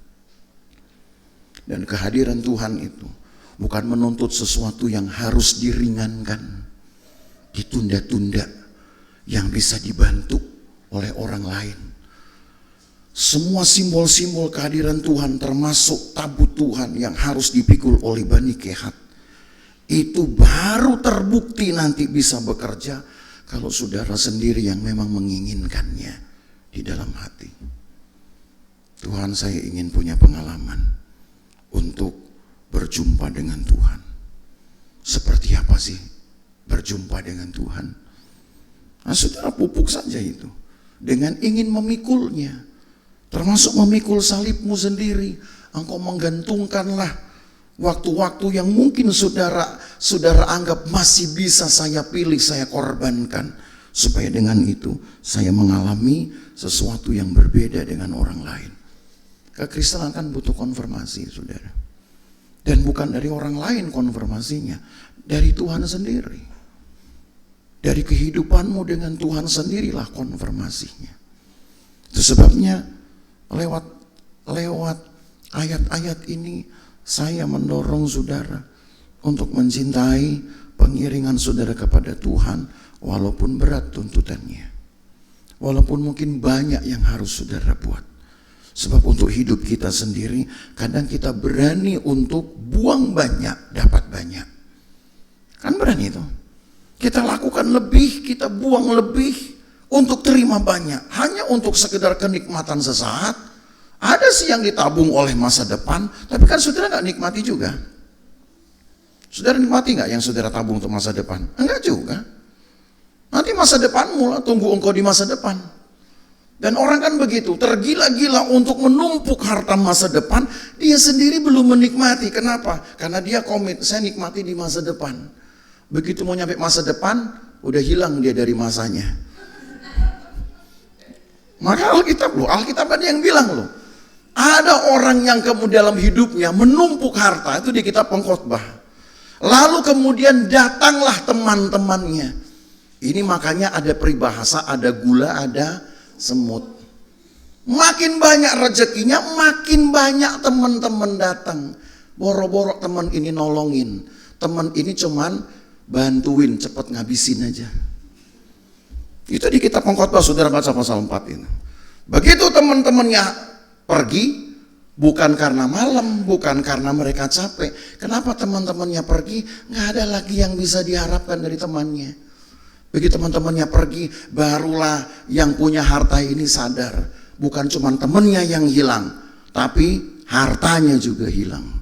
Ada gula, ada semut. Itu dari kitab Pengkhotbah loh itu. Supaya saudara tahu peribahasanya. Ya sudah diberkati banyak teman, puji Tuhan. Nggak diberkati, nggak banyak teman nih, ya puji Tuhan juga. Tapi kan pilihan kita maunya paling enak kan. Maka kalau sudah diberkati, jangan pelit-pelit saudara. Nanti malah bukannya ada gula, ada semut. Saudara pelit, saudara sakit gula nanti. Bahaya. Makanya jangan pelit-pelit. Saudara kalau udah diberkati, Alkitab kan bilang banyak teman. Begitu juga kalau saudara bawa dalam pundak saudara, saya ingin bersekutu dengan Tuhan, dekat dengan Tuhan. Banyak hal manis nanti Tuhan bisa berikan. Ada gula, ada semut, itu juga ada hal positifnya. Banyak hal manis Allah bisa limpahkan kalau saudara berani berikan waktu-waktumu, apalagi semua kesenangan saudara. Saudara bisa bagi, bahkan lebih banyak mungkin saudara kasih untuk Tuhan. Semua yang ringan-ringan, yang masih ada waktu. Gerson kan mikirnya, wih enak nih, tinggal ditaruh di kereta, kita dorong, mungkin masih ada waktu kita ngobrol-ngobrol. Yang Merari juga begitu. Saudara iri yang kayak hati ini. Iri. Kenapa? Mau ngobrol gimana saudara, mereka harus lihat lurus ke depan sambil mikul? Tentu tidak akan bisa mereka kerjakan itu dengan waktu-waktu yang mereka anggap lebih fleksibel. Nggak ada. Tapi herannya Allah tahu kepada siapa harus ditanggungkan lebih. Ya, Allah tahu orang-orang yang bisa dipercaya. Memang selalu semakin sedikit orangnya. Hanya ada 2.600 orang. Kalau saudara hitung, 2.630 orang dari 7.000 orang, 8.200 orang yang harus mengerjakan, memelihara pekerjaan kemah ini. Tapi hanya 2.630 orang yang mengangkat dengan bahunya. Dan itu jumlahnya tidak sampai 38%. Itu saudara hitung nih. Tidak sampai 38%. Sedikit sekali. Tapi justru mereka lah yang mempengaruhi kehadiran Tuhan untuk banyak orang. Jadi Bapak Ibu Saudara, kalau sampai ada di dalam jemaat ini, jemaat Lusufan, orang-orang yang terpanggil seperti itu, ya sukacita saja. Tapi yang lain juga jangan kemudian bilang, wah untung bukan saya, oh untung bukan saya. Ya. Cobalah kita untuk belajar. Siapa tahu justru yang dibebani lebih, sukacitanya lebih dari yang tidak dibebani lebih loh. Hati-hati itu. Kita pikir kalau kita ringan, nggak ada tuntutan apa-apa, lebih happy. Kata siapa? Happy itu karena kelihatannya memang tidak ada kerjaan. Tapi coba sampai di rumahnya, nggak happy dia. Saudara, kenapa? Nggak ada yang mau dinikmati. Ngelihat sana sini ya cuman semua hal yang lalu-lalu yang bikin sumpek begitu. Nggak happy. Hidup happy itu saudara akan terlihat baik dia di luar rumah, baik dia di dalam rumah, baik dia di gereja, baik dia dimanapun happy. Jadi jangan lihat orang happy ketika di mall, jangan lihat orang happy ketika lagi liburan. Itu sih nggak happy, itu ekspresional namanya. Ekspresi doang. Coba lihat foto, pasti orang happy semua. Ya, yang cemberut begitu foto, otomatis. Coba ada yang begitu foto, jarang. Ya. Coba ada yang berani gitu. Begitu saya deketin HP, pasti saudara senyum. Belum tentu happy. Happy itu kalau nggak difoto tetap ketawa, gitu. Tetap senyum, memberkati orang. Itu baru sukacita. Jadi jangan saudara pikir bahwa orang-orang yang dibebankan lebih itu lebih menderita hidupnya. Belum tentu. Siapa tahu mereka yang justru menikmati kebahagiaan. Maka kalau begitu berdoalah, Tuhan, jangan-jangan saya yang terlambat. Jangan-jangan saya malah yang sebenarnya tidak happy hidupnya. Ya, jadi jangan sampai kita terlambat, saudara. Tuhan tolong kita. Ya, ini Tuhan sudah mau datang. Ya, Tuhan sudah mau datang. Saudara tahu, saya baca, ini saya tutup dengan cerita. BMKG itu bulan Agustus sudah merilis satu berita dengan headline-nya bumi mendidih. Itu Agustus, tanggal saya lupa tanggal berapa itu. Itu resmi BMKG posting itu. Bumi sudah mendidih karena memang tingkat panas bumi itu sudah naik. Lalu kemudian di ujung-ujung bumi yang lain itu juga sedang mendidih, panas karena rudal segala macam, ya karena bom. Bumi sudah panas, lalu kemudian di ujung bumi panas. Lalu saudara mau panas juga hidupmu, panas keluarga saudara, rumah tangga panas, pasutri panas, amsyong, hancur saudara sebelum waktunya, gitu.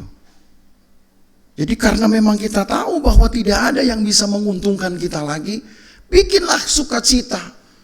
Boleh sukacita di luar, silakan. Sukacita dengan berbagi sukacita dengan keluarga, dengan teman, silakan. Tapi jangan lupa, berbagilah sukacita itu di dalam perhentian dengan Tuhan. Tuhan juga pasti sukacita kok. Kalau banyak anak-anak Tuhan lebih memilih untuk duduk di kaki Tuhan. Toh kita tidak kehilangan waktu untuk berbagi sukacita dengan orang lain. Kan begitu toh? Karena dunia ini udah panas loh saudara. Bumi mendidih, di ujung bumi juga sedang mendidih. Maka kalau saudara ingin buat pilihan, jangan bikin mendidih emosimu, tapi bikin hatimu mendidih. Mendidih di hati. Nah itu ada lagunya toh. Mendidih di hatiku, itu yang dibikin mendidih. Semangatmu ikut Tuhan mendidih, semangatmu melayani mendidih. Nah itu baru betul. Baru karena itu nanti saudara bisa mengalahkan semua yang panas-panas di luar. Ya, Tuhan tolong kita ya. Hal yang tentang mendidih ini tunggu hari Rabu saudara. Ya, ini juga promosi loh. Saudara nggak bilang amin atau haleluya. Ini mana sih? Ya. Mari kita bangkit berdiri saudara. Tuhan tolong kita, pikul semua beban hidup ini, pikul bahkan semua tanggung jawab pelayanan kita, pikul semua resiko pengiringan kita kepada Tuhan. Kalau kita berani memikul, tandanya saudara, kita sudah rela untuk melakukan semuanya. Kita taruh semua kekuatan kita di sana. Orang yang memikul itu dengan sendirinya menginginkan perhentian dan perhatian. Kita nyanyi satu pujian.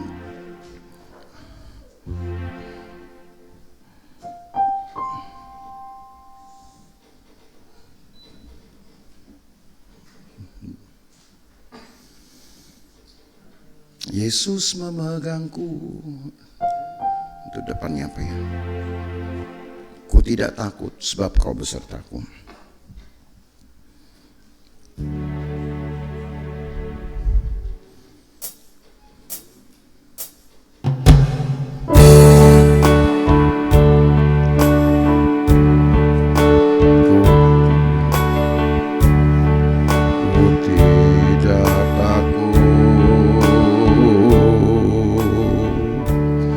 Sebab kau besertaku, ku tidak bimbang. Sebab engkau Allahku, engkau meneguhkanku. Bahkan menolongku, kau batu karangku, Yesus Tuhan, Yesus memegangku dengan tangan kananmu. Yesus memberiku kemenangan. Yesus memegangku dengan tangan kanan.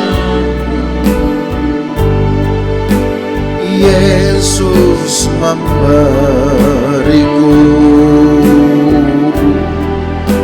kemenangan. Anak yang hilang 22 tahun bertemu kembali dengan ayah yang dikasihinya. Dia lebih memilih untuk meletakkan kepala di atas bahunya.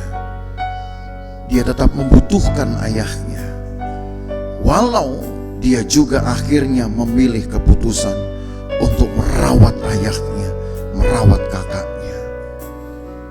Dia tidak ikat dirinya dengan kepahitan hidup, tapi lewat bahu ayahnya, dia justru memberi perhatian kepada orang yang dikasihinya.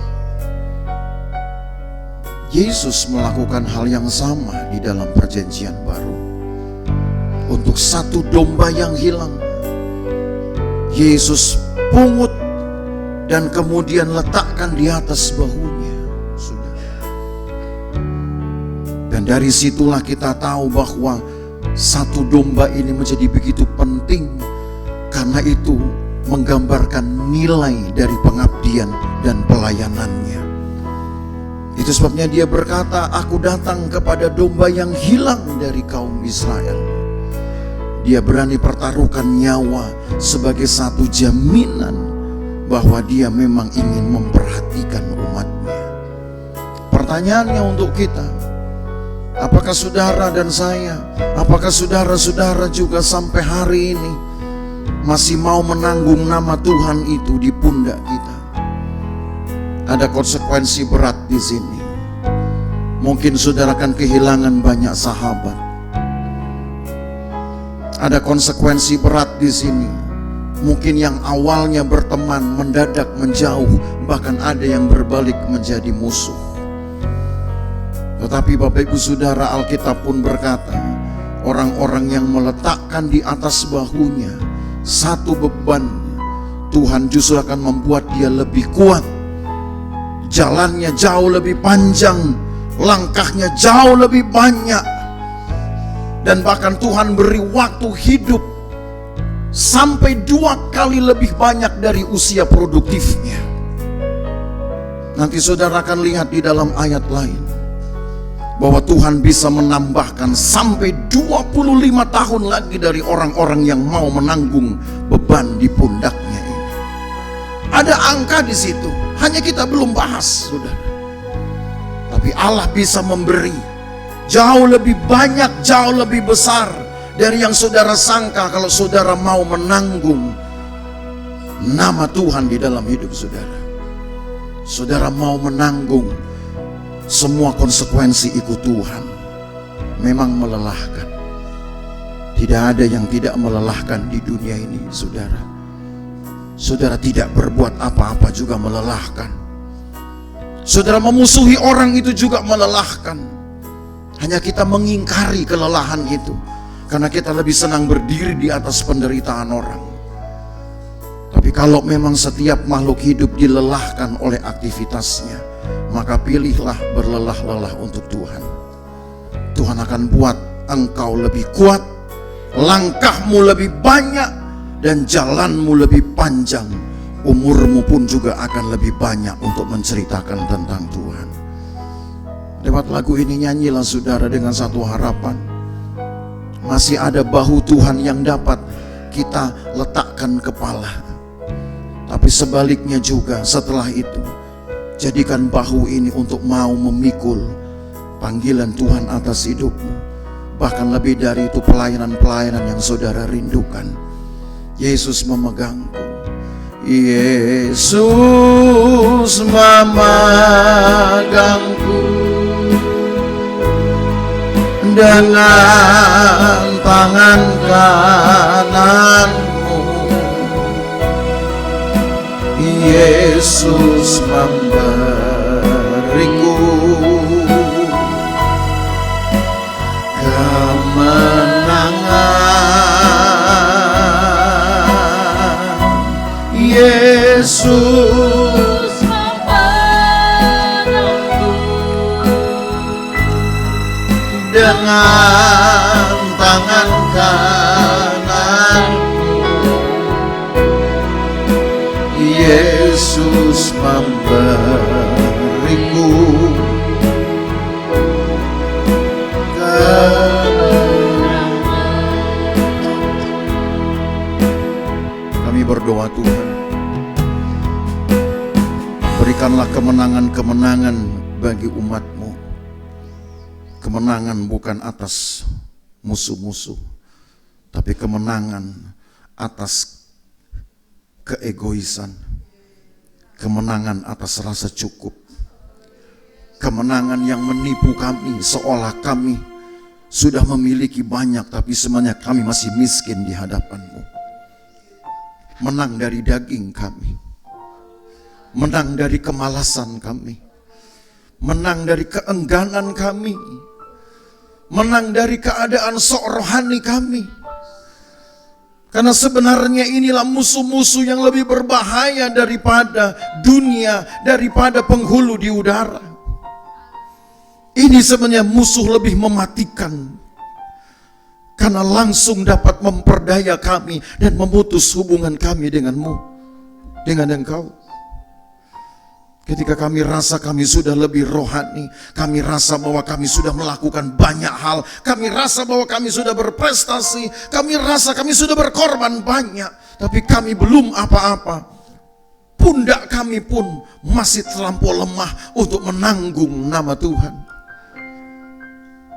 Kami hanya ingin dilihat orang sudah melakukan banyak, tapi kami belum melakukan apa-apa.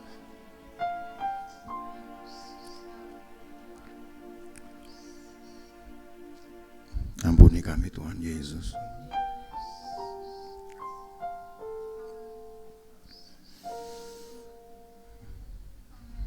Haleluya.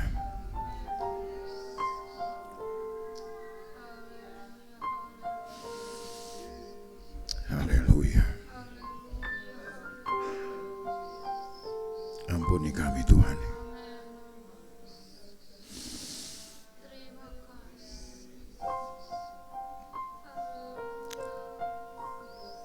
Ampuni kami, Tuhan Yesus.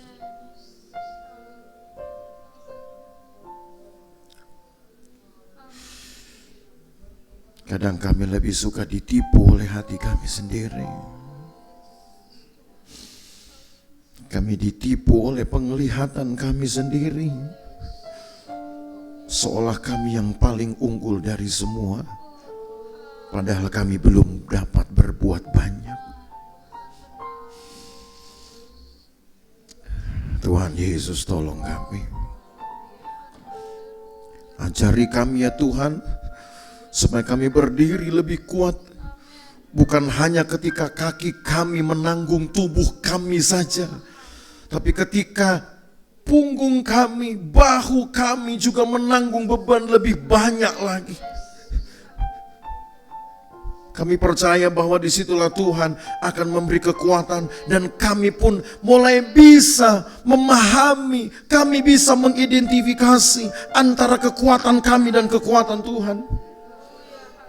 Kami yang bisa menilai, mengukur seperti apa dahsyatnya kekuatan Tuhan ketika datang memampukan kami yang lemah ini. Dari situlah kami tahu betapa Tuhan pun memelihara kami dan tetap menggendong kami di bahu-Mu seperti domba yang hilang. Engkau gendong itu di bahu-Mu. Tuhan tolong kami. Tuhan tolong kami. Banyak hal dalam hidup ini yang mungkin belum betul-betul rapi dan teratur. Tapi biarlah firman Tuhan membuat hidup kami rapi dan teratur di hadapan Tuhan. Bahkan lebih dari itu, indah di hadapan Tuhan. Berkati umat-Mu Tuhan. Berkatilah pergumulan mereka. Sertailah ya Tuhan pergumulan-pergumulan mereka. Mereka menggumuli hidup mereka, berjibaku dengan pekerjaan mereka, dengan peruntungan mereka, dengan persiapan-persiapan masa depan anak-anak mereka. Tuhan, jangan sampai hal itu melelahkan mereka, tapi buat mereka menjadi semakin kuat justru ketika mereka tambahkan untuk mencari kerajaan Allah. Tuhan akan tambahkan mereka lebih kuat sehingga pergumulan itu mereka dapat tanggung, dan apa yang mereka upayakan, mereka persiapkan untuk masa depan, Tuhan pun dengan layak akan memberikannya. Berkati umat-Mu Tuhan Yesus. Berkati mereka yang berkorban, berkati mereka yang memberi perhatian bagi pekerjaan Tuhan. Berkati ya Tuhan, dengan tenaga mereka, dengan pikiran mereka, dengan uang mereka sekalipun, apa yang mereka buat untuk Tuhan melalui gereja ini, Tuhan berkati, karena Tuhan tahu segala kasih, dan Tuhan tahu segala kesalehan dari umat-Mu. Terima kasih banyak Tuhan. Berkatilah seisi rumah, berkati anak-anak, berkati ya Tuhan keluarga besar dari jemaat-Mu. Pelihara mereka, karena kami percaya hanya di dalam Tuhanlah kami bisa memelihara mereka. Tanpa Tuhan kami tidak bisa memelihara mereka. Terima kasih banyak Tuhan Yesus. Besertalah Engkau dalam hari-hari kami, pagi hingga malam hari. Engkau menjaga kami, jalan pulang kami pun Tuhan jagai, Tuhan sertai. Hindarkan dari bahaya, celaka dan perbuatan jahat orang lain. Kami tiba di rumah dengan sukacita, karena selamat yang daripada Tuhan.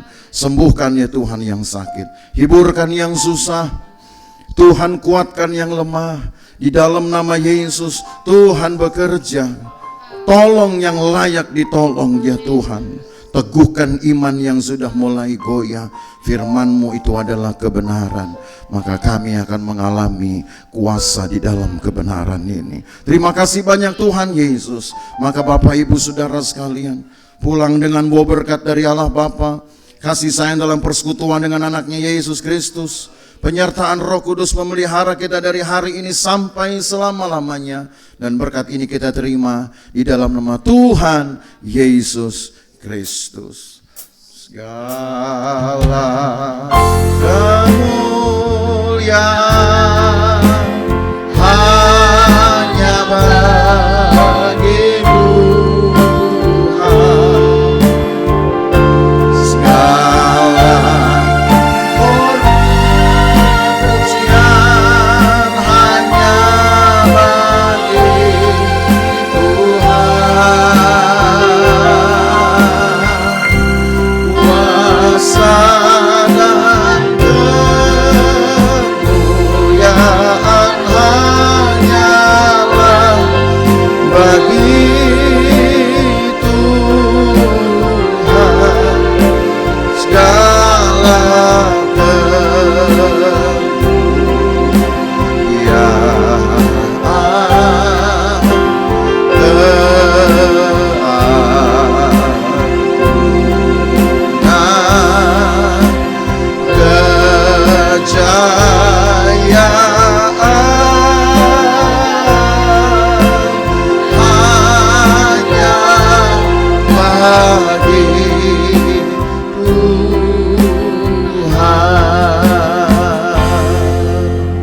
Jemaat yang diberkati bersama kita berkata, amin.